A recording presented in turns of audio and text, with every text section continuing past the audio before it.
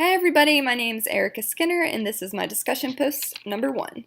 To tell you guys a little bit about myself, I've been in the program for a little over a year now. I've loved every minute of it, so this would technically be my second time in the summer semester number 2.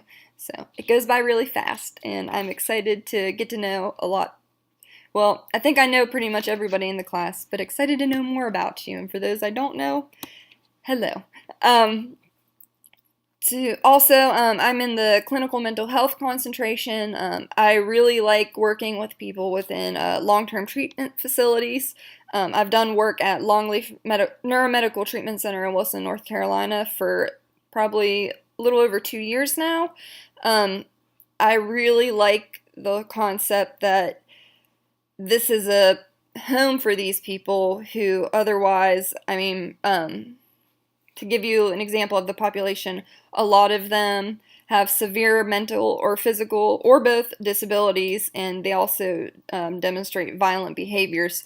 So they couldn't be within a normal nursing home facility assistance 24 hours. They'd have to be within a facility that's capable of taking care of them and their physical and mental needs 24 hours, as well as keeping up with their behaviors. A lot of them are aggressive, but with medication and everything, and counseling and working with them appropriately, it's maintained really well. So I think it's great that there's places like Longleaf that have people that are working to help these individuals and help them live a life that is as normal as it can possibly be and enjoyable.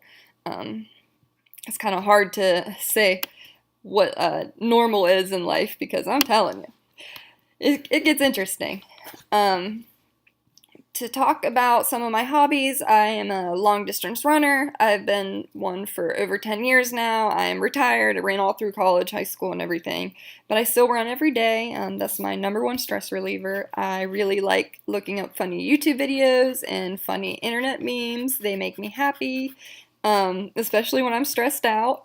I like to laugh a lot. I have a cat and a dog named Sadie, and I have an 8-year-old parrotfish named Pete, but you can't see him because he's hiding. He's very moody sometimes. To describe what type of life cycle that I'm currently in, I would say when it comes to the family life cycles, I am within leaving home single young adult. Mostly because even though I've been away from home for a little over 5 years now, I'm still kind of in that stage of learning about filing taxes and doing that on my own.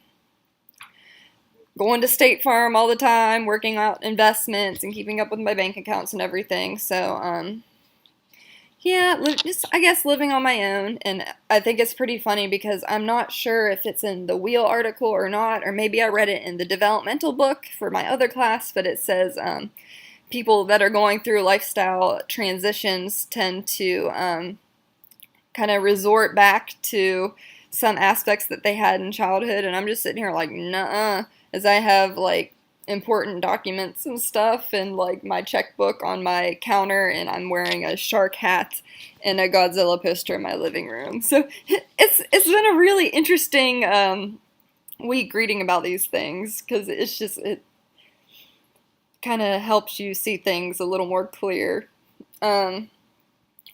Also, I guess I have experienced what it's like because I've been in long-term relationships to join another family, kind of. I've never been married, but I've been in long, serious relationships, and one of which had a child involved who is 8, and that's when I realized that although Erica loves this kid very much, she is not sure if she's ready to have a child, especially the stress of being with someone and the child isn't biologically yours. I think, I have so much respect for people who have step parents that, love them like they're their own. And don't get me wrong, I love this kid dearly, but there was so much tension as far as if the kid would do something, I'd want to say, that really wasn't nice, or that was really rude, but I didn't want to upset his father. my significant other, because he was the type of person who was very like, oh, do you not like my kid?